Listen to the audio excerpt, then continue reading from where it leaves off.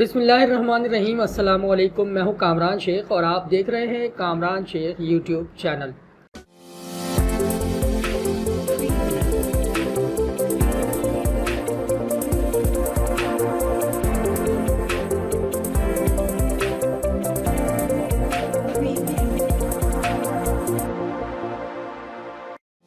Corona virus کے باعث پاکستان بھر میں بالخصوص سندھ میں کراچی میں چونکہ کیسز سب سے زیادہ ہیں، اس لیے لوگ پریشان ہیں معاشی طور پر بھی، اور ہر طرح سے لوگ مشکلات کا شکار ہیں۔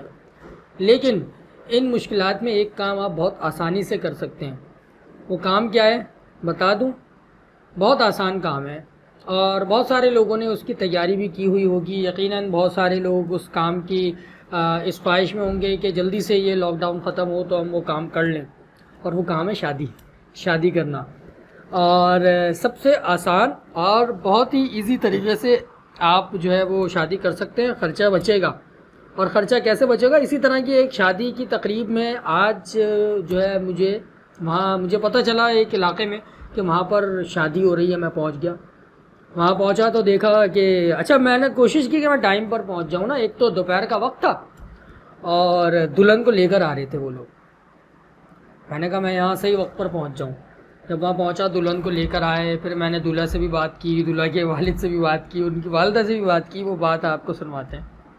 بہت خوشی ہوئی کہ اس وقت پورے گھر والے میرے ساتھ ہی ہیں، لیکن یہ ہے کہ لاک ڈاؤن کی وجہ سے ہم نارمل افراد گئے اور اپنا نکاح کر کے آئے۔ اچھا، سنت رسول کے حساب سے ہم نے اپنا کام کیا۔ اچھا یہ بتاؤ، اتنا ڈر و خوف کیوں تمہارے چہرے پہ؟ گورنمنٹ کا ڈر ہے، اگر پولیس والے آ کے پکڑ کے لے گئے تو کون بچائے گا؟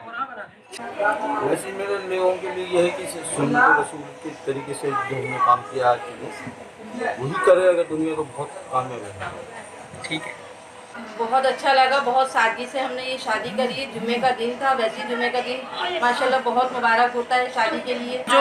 ایک تو حالات ایسے ہیں کہ 12 بجے سے اور 3:30 بجے تک تھا، ہم وہاں پہنچے، اتنی دیر میں ہم نے نکاح کرا، جمعہ پڑھا اور ہم 3:30 بجے رخصتی لے کر بھی گھر آ گئے تھے۔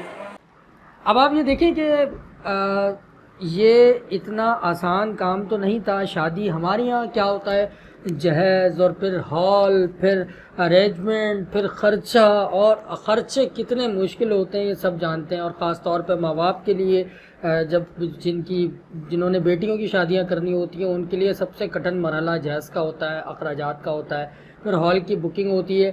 لیکن اس لاک ڈاؤن کی صورتحال میں بھی سلام ہے ان لوگوں کو کہ انہوں نے بہت ہی آسان طریقے سے جو ہے، انہوں نے کہا لاک ڈاؤن ہے تو کیا ہوا، سب کچھ ہوگا، ہر کام ہوگا، گھر میں بیٹھے ہوئے کوئی مسئلہ نہیں، کوئی بات نہیں، ہنی مون بھی گھر پہ ہی بیٹھ کر منا لیں گے، لیکن دلہن لاک ڈاؤن میں ہی لے کر آئیں گے۔ گئے آپ کے سامنے، آپ نے سنی ان کی گفتگو، گئے دلہن بھی لائے اور شادی بھی کر کے آئے اور ماشاءاللہ خوش ہیں۔